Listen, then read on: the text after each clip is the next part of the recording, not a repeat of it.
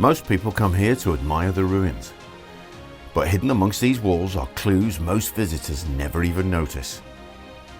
Because these stones still hide the secrets of England's longest siege, and one man's extraordinary attempt to win the heart of a queen. Hi, my name's Kevin Hicks. Welcome to the History Squad. Now, we're on location right in the middle of my home county of Warwickshire in England at Kenilworth Castle. There she blows.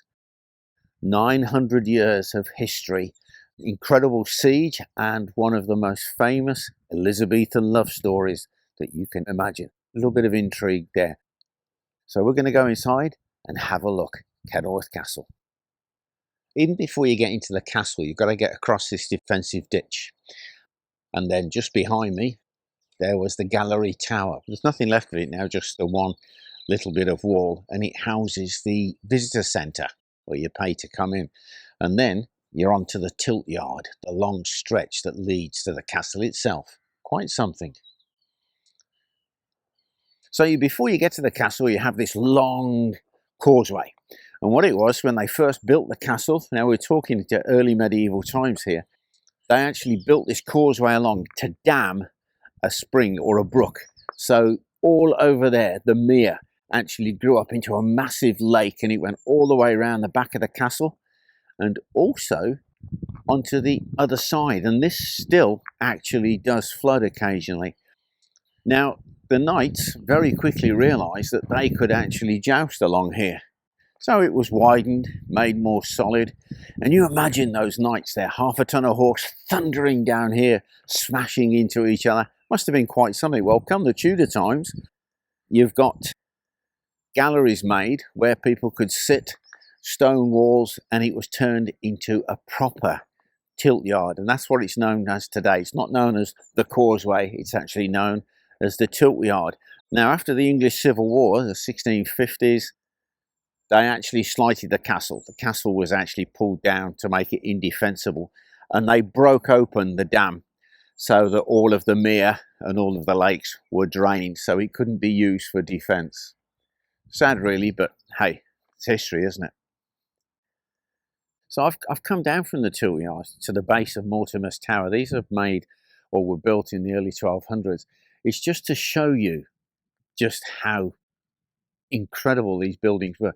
Add another story to this. Link it all together to all of the walls, make them a lot taller. And then you can see how formidable this castle was. So, as you can see, you know, that they really are impressive, these outer defences. But there's a little thing I'd like to show you. A lot of people miss this. We're going to walk along. This is a good position to see behind the tower there, the gatehouse, where they've pulled the wall down when they slighted the castle after the Civil War. And I'll explain. After the English Civil War, the 1650s, castles that were a threat were actually slighted. In other words, they were made indefensible.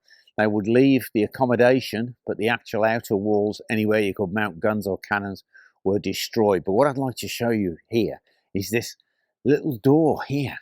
It's not a sally port. What this does is gives you access to the mere, to the lake. The water came all the way up here, and there were boats. So guests could go out onto the mere, onto the lake, and enjoy their visit to Kenilworth Castle. So Mortimer's Tower, I call it the gatehouse. Don't forget, you've got another level going all the way up. But interestingly, these great big pieces of stone are stops for a drawbridge. So there was a dry ditch that ran through here. So if you were attacking, you could come along the causeway. Yeah, that's great. But you've got to get across the drawbridge, which will be raised up. This tower, I tell you, was incredible. Come and have a look. You've got to imagine all of the walls complete. A portcullis, the gate that raises up and down, was here. But come inside and have a look at this little hidden gem.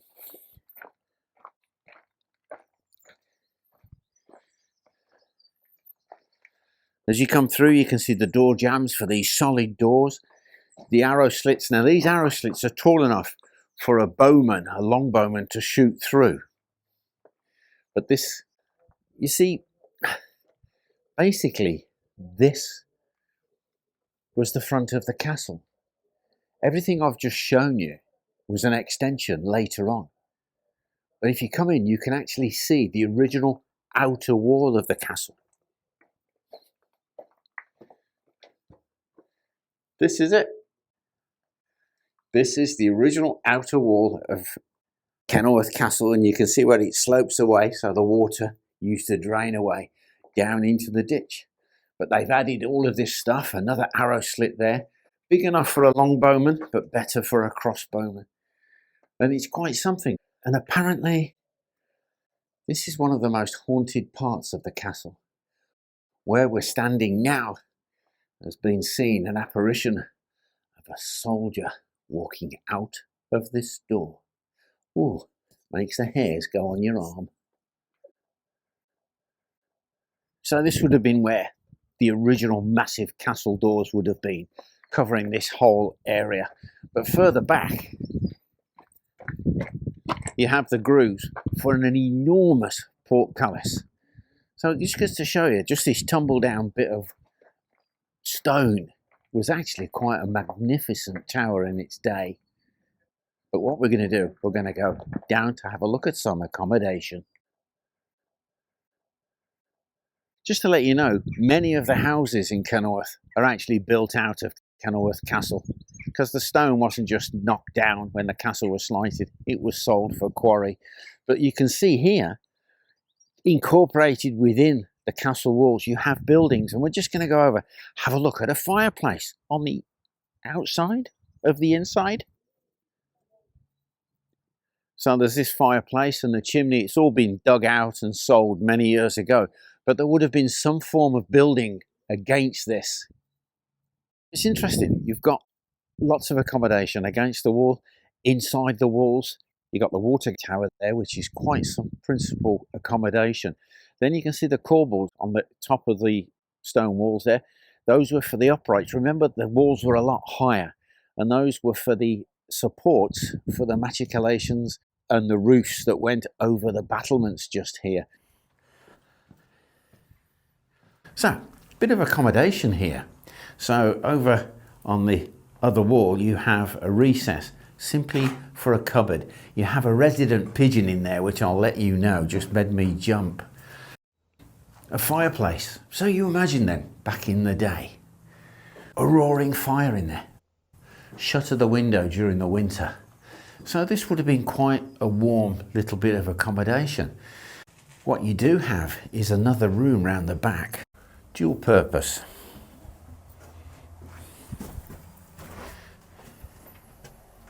It has an arrow slit there. Well, I think actually that one's been changed to a musket loop. Hey, so a soldier can be here, crossbow, musket, whatever, he can shoot out. But I am certain by the shape of what was here, there was something else here. Yes, it was the privy.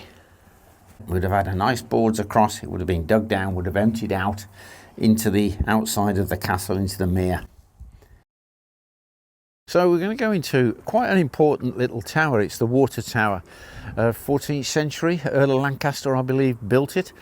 Let's go in and have a little look, and hopefully the pigeons won't make me jump.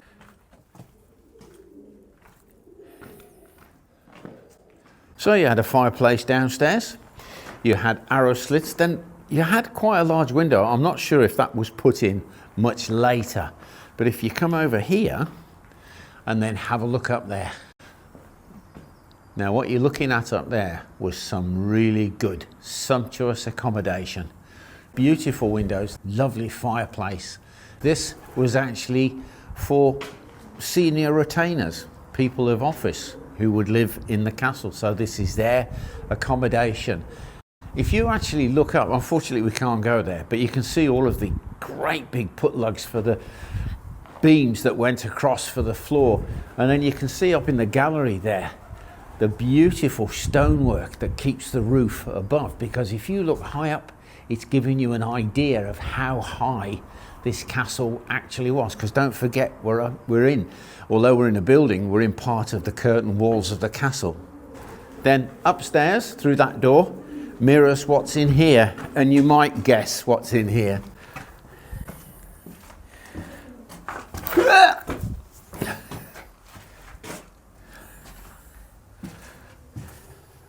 There is a musket loop here. Would have been an arrow loop originally, but it's been made for guns later on. And of course, the most necessary of necessaries. Yes, it's the privy. There's an interesting thing I want you to show you. You see all of these little recesses, yeah? They're actually on 2-3 of the walls. And I was having a look and trying to figure out what they were. Then I remembered. After the English Civil War, the castle was left pretty much in a ruined state. And it was documented that in 1748, these holes were cut into the walls of what had once been a beautiful chamber, and the tower had simply become a pigeon house. It's an interesting reflection, isn't it? This was once sumptuous accommodation for a retainer of some rank, but now this glorious castle is nothing more than accommodation for feral pigeons.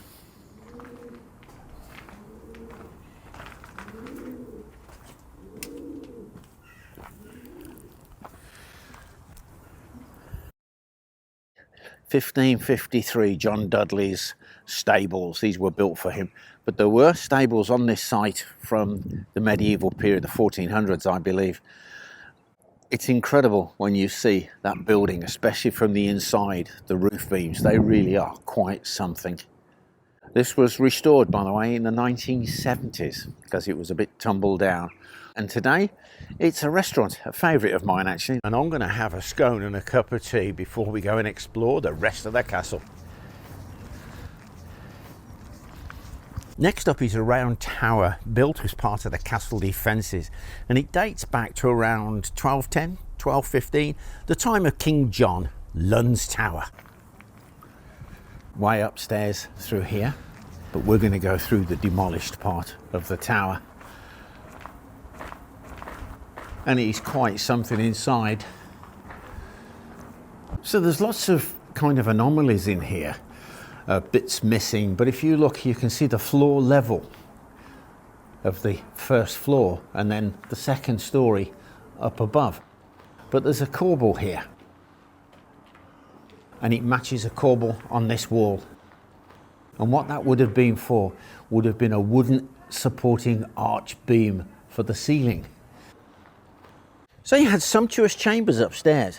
You can still see the fireplaces. There's one on the first level and then another one on the second level. And then above these, you had the battlements. Now, the way to get to these chambers and battlements was up the stairs in a turret over there, which was built on the outside of the tower. You can just about see the stone vaulted ceiling right at the top of the staircase. So it really was, although it was a corner defence, the eastern corner of the castle, it was also a major accommodation tower. But there's something quite interesting for me.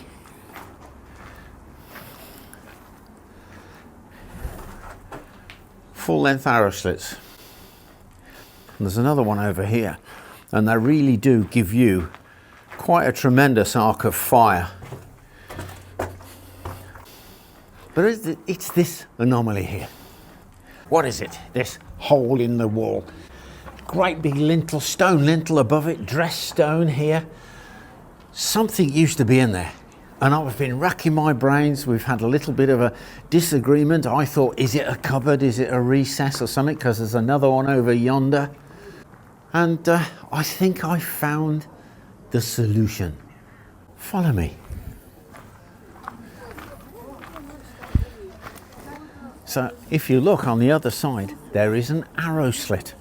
You see, the ground floor was originally equipped with 5 fish-tailed arrow loops. There's only 2 remaining now. The others, like this one, have been blocked up. We're going to go now into Lord Leicester's gatehouse.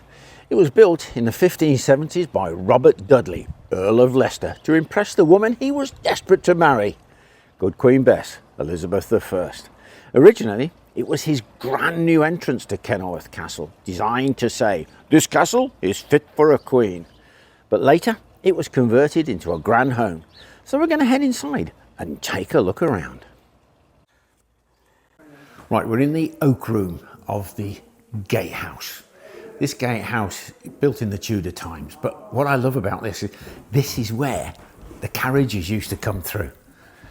But a Colonel Hawkesworth was given this as part of his payment for his duties to the Army of Parliament during the Civil War, and he repurposed it. Look at this fireplace. Yeah, right loyal. Yeah, Robert Leicester. You look at the intricate carvings. Something about this enormous screen, the whole thing comes apart. You can actually see some of the joints even today. But also this fireplace here. It's been removed from one part of the castle and replaced here.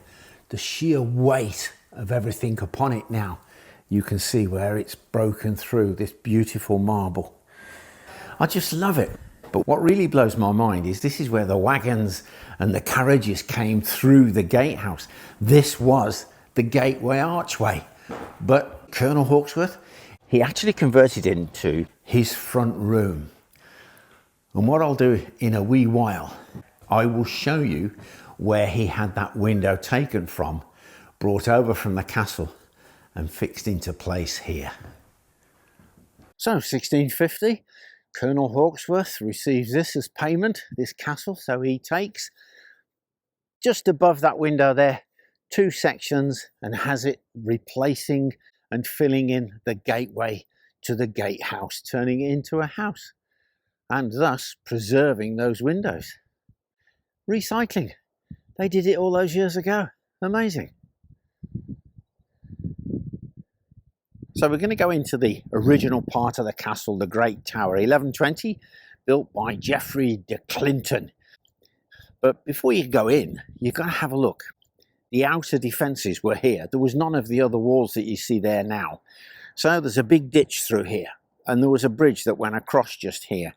Now, I'm not sure if it was part of an old wooden drawbridge or whether it was just a collapsible bridge if the castle was under attack. But what I do know, come the great visit of 1575, Queen Elizabeth I, good Queen Bess, she would have come across this bridge in a great procession, and it was totally decorated with all different kinds of gods and things like that. And there used to be a clock right at the top of the tower. You can just see 1, 2, 3, 4, 5, 6 peg holes where the clock was attached to the tower. And apparently at 2 o'clock as she entered the tower, the clock was stopped. Now that's probably for a reason. She would lose track of time because she was here for 19 days, one of her longest visits ever. So in the medieval times, this was not an open space. This was part of the front curtain wall. Solid castle wall went across. You can see the remains of the guard room in here. The way into the castle was along the pathway here and through an archway.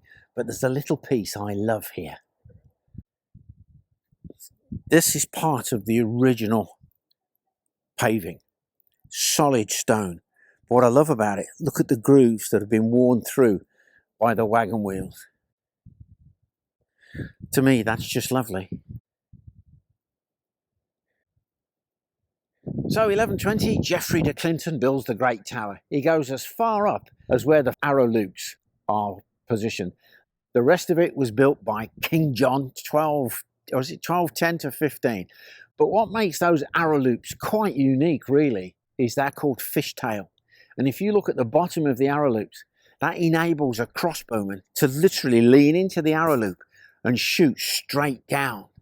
And the windows just below it, they're not medieval. Those are from the Tudor times. Robert Dudley, Earl of Leicester, 1570 to 71. He had windows put in all the way round so that the light would shine into the Great Hall and he could use it for entertainment.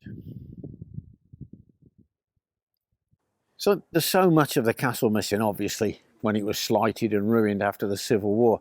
But the forebuilding there, the entrance, if you look above, you can see how high up it went and where it was joined. And in the far corner, you can see the height of the actual wall that came across to finish off the forebuilding. They had to reconstruct a lot of this. I think it was the late Victorians had to do it. It was starting to collapse. So we're going to go inside, we're going to have a look, and when we're finished, we're going to have a look at the castle kitchens, one of my favourite places. Right, we're inside the fore building, garrison accommodation, but it's been robbed. The doorway has been taken out, been used somewhere else. And if you come in and have a look, you can see to what extent this room has been gutted out. But if you look up, it gives you an idea of the structure upstairs. You have your arrow slits, you have your corridors that went right the way up into the top of the building there. So this building would have been 1, 2, 3, 4, 5 stories high from down here. So we're looking up through what used to be the ceiling of the fore building, and we're looking at the Norman arches there from the top of the great tower, which we'll see inside. But this is an excellent angle for you to see the fishtail arrow slits.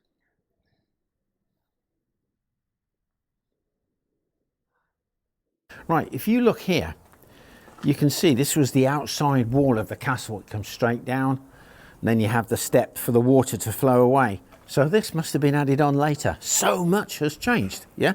Once again, you've got the outside of the castle coming down.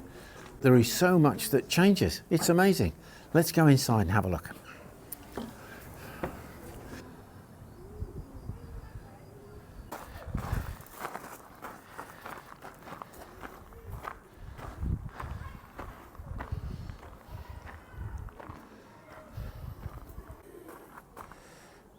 So, the wall was taken down when the castle was slighted after the Civil War, but look at the thickness of those walls, 5 meters if I remember correctly. That's incredible. But it gives you a cross section of the corner towers.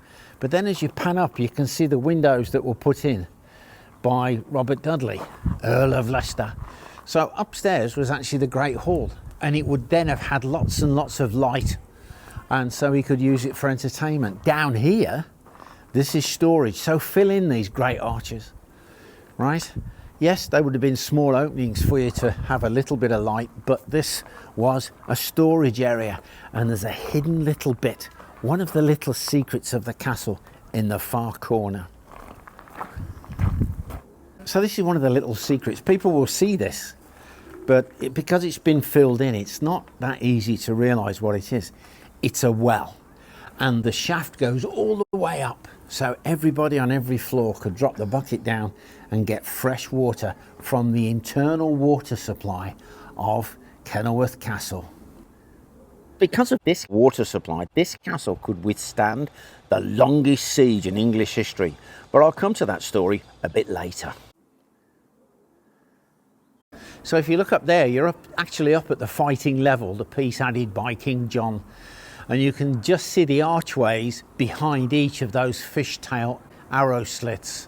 So the castle even went further up than that because you had the battlements on the top. So you look at the little fireplace there. It does seem a little bit out of place, but we're missing an entire floor. We don't know how it was divided up, where the corridors went, where the accommodation was. And the main fireplaces would have literally been on this side. They're literally long gone and no records of them. If you look at those putlugs, they're actually not really putlugs. That's where corbels, the stones that used to protrude out of there, have been chiselled out. And on top of those, there would have been the wooden beams going up to form the great oak arches that went across the Great Hall. But of course, we're missing it on this side. So you imagine those arches going across. So it would have been pretty much a bit of a faulted ceiling. You know, the men who slighted these castles 1650 and onwards after the Civil War, they weren't just gangs of thugs. You could come to the castle and say, "Can I purchase that doorway, please?" Yes, certainly. You either bring your own gang, remove it, or you could have the gang on site and then you pay your money. they would take the facing stones called ashlar, the polished stone, and they would remove it very carefully. But when it come to the infill, they would undermine it and collapse it down. But they wanted to make sure that every usable piece, reusable, was taken care of. Every fireplace, every nook, every cranny that you could make money from, the timbers, the corbels, the glass, everything would be removed. And then it would leave what we call simply the shell or the skeleton of a once mighty castle, garrisoned nowadays by the pigeons.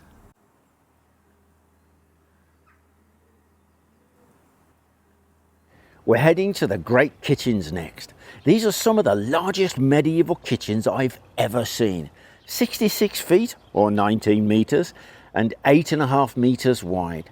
And although it's a ruin, you can still see evidence of what was here through the floor plan and what remains of the walls. Imagine this enormous kitchen space.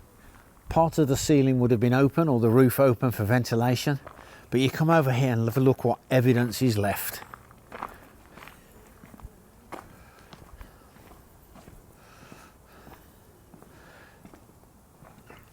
There were steps up here. On top here would be a great cauldron or a copper where they could boil up the great pottage stews. The fire was in the bottom. And wherever you see these tiles that have been put in horizontally, this is a fireplace. And if you look, it extends all the way over here, right? So you've got a great old fire going here. You're going to be cooking stuff, but hang on.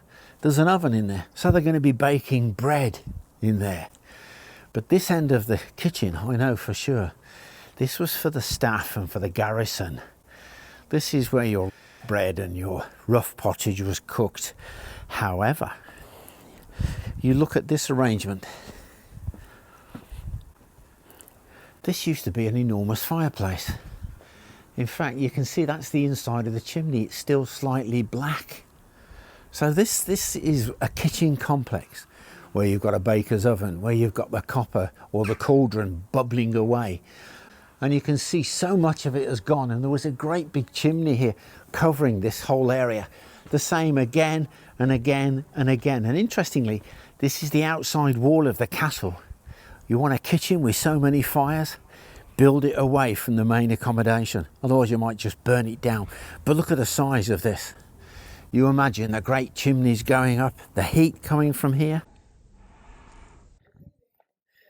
And here you have a drainage channel running virtually the full length of the kitchen. So all the fat and all the scraps and slush, they all go into there. It can be, flushed out, and then it disappears down a hole.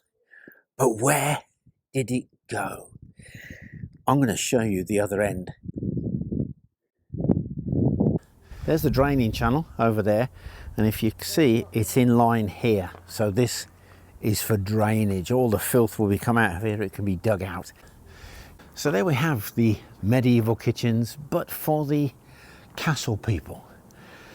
The big cauldrons of pottage stew, the big loaves of bread, haunches of venison and that kind of stuff. Well, that's maybe. But here we have the kitchens for the Lord and Master, John of Gaunt himself. But let's go into John of Gaunt's kitchen, shall we? This was just one massive bread and pie oven. I love it. You imagine the smells of this kitchen, the aroma of the food, the cooking meat, and when they had the pies. I actually have a pie that has its beginnings at the time of John of Gaunt.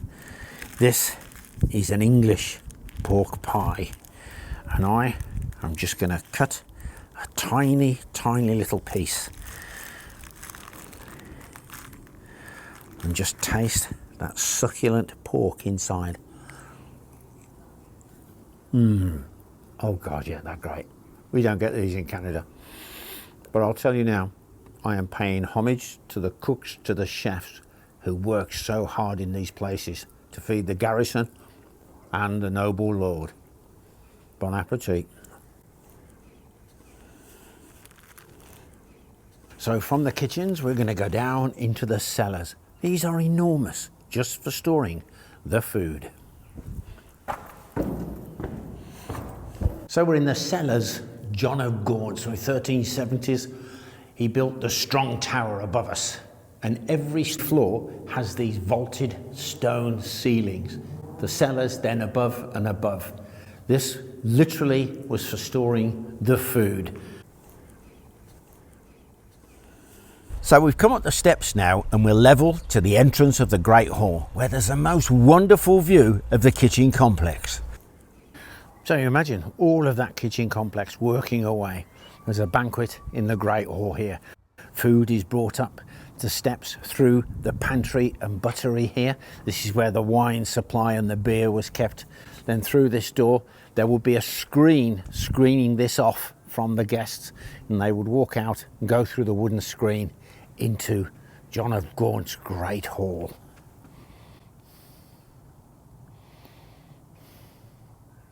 If you want to look at the scale of the windows, if you look at the bottom of the windows, there's a bench seat where people used to sit.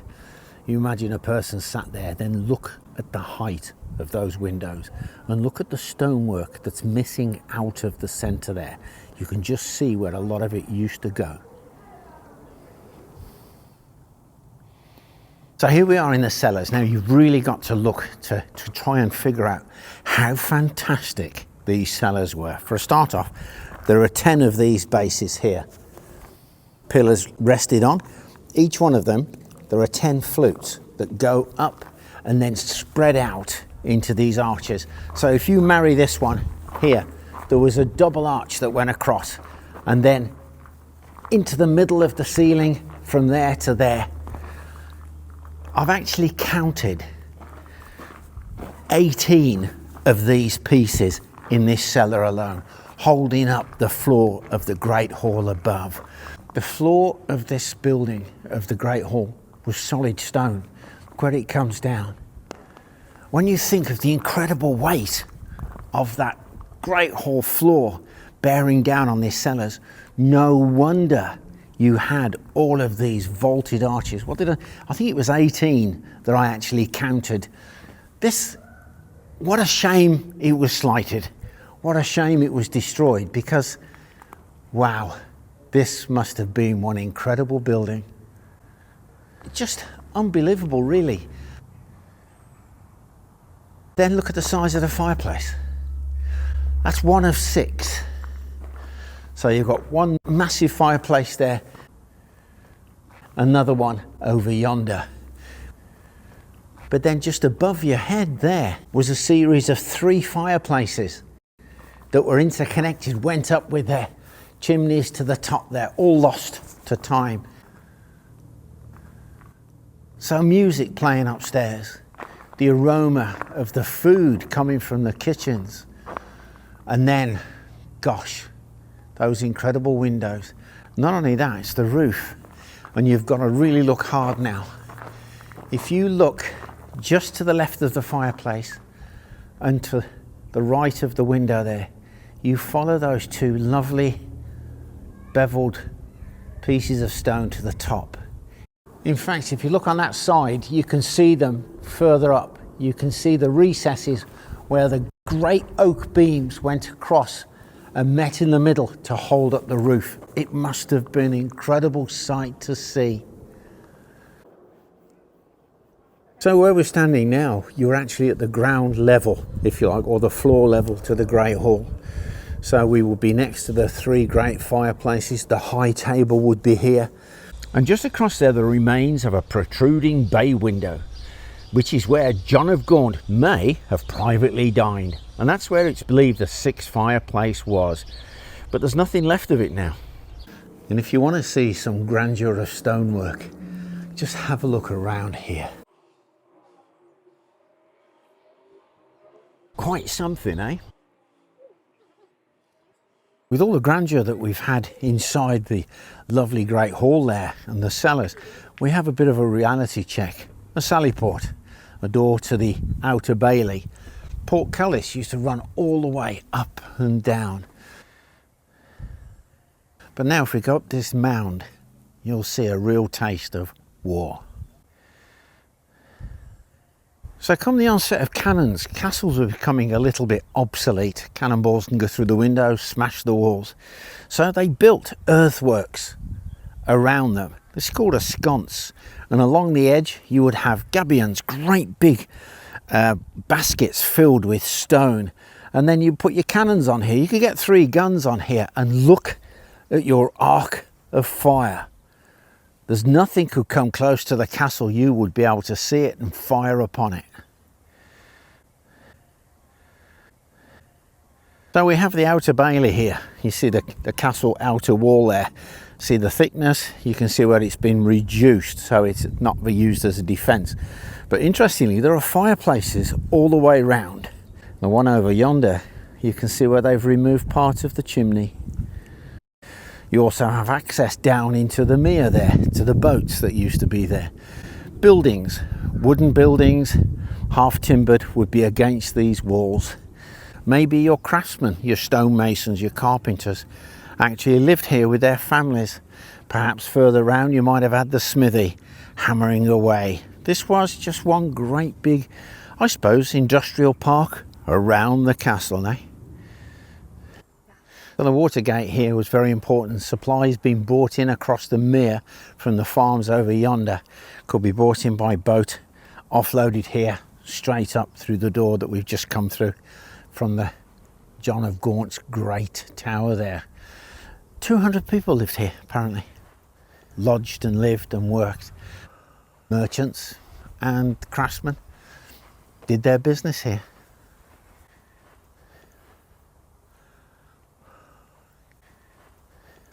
So we have the medieval bit. You can see all the arrow slits. You move along.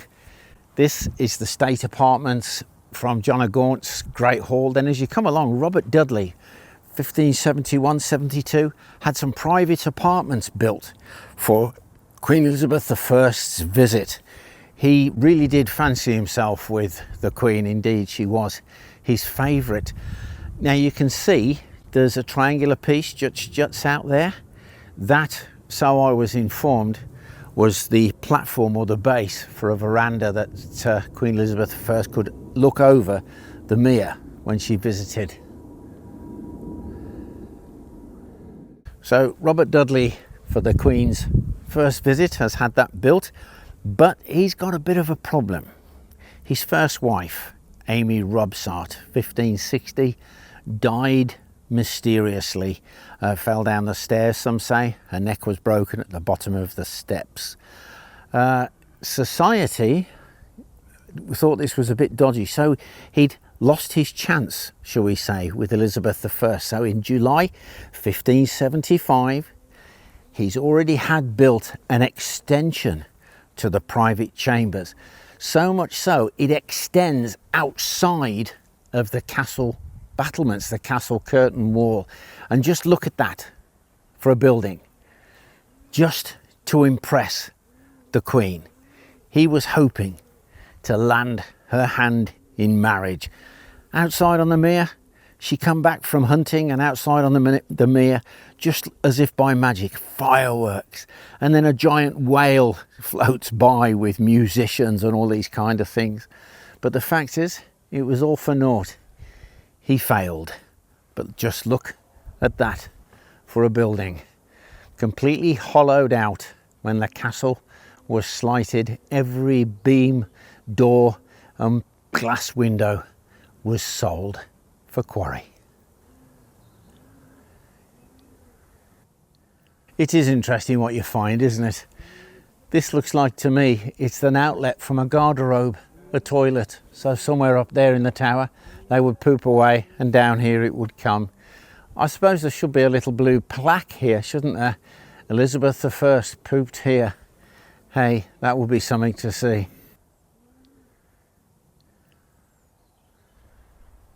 Now, as I mentioned, Leicester's building here was built by Robert Dudley to impress Queen Elizabeth I. With only the shell left, it really is hard to envisage what would have been like in Elizabeth's time, with only the ghosts of fireplaces, doorways and carvings that remain. But the illustration here shows you how some of the rooms may have looked.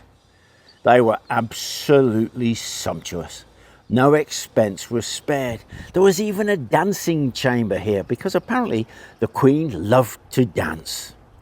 And the huge glazed windows, which were some of the largest in the country at the time and would have flooded the rooms with light and given the Queen sweeping views over the mere and the parkland beyond. And it wasn't just the building he created. Dudley also created a whole privy garden for the Queen, complete with a marble fountain and an aviary full of exotic birds. During her 1575 visit, he laid on fireworks, pageants and lavish entertainments, all to try and win her over.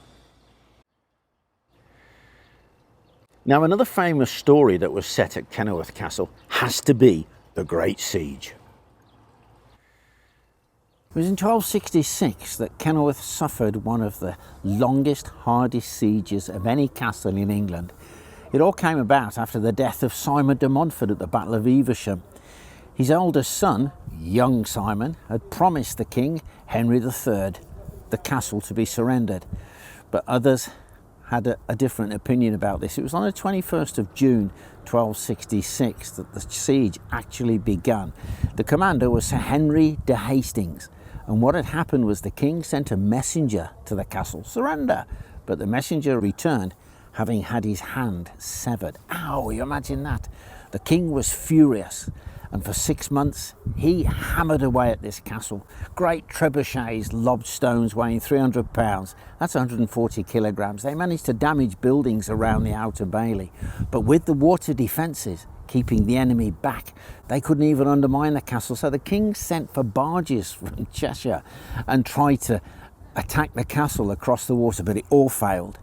What actually happened was that they surrendered on the 14th of December due to disease and starvation, but they surrendered on great terms. You see, the king, Henry III, had actually held a parliament during the siege in Kenilworth, where they had the dictum of Kenilworth, promising that if the garrison surrendered and they paid a hefty fine, they could get their lands back.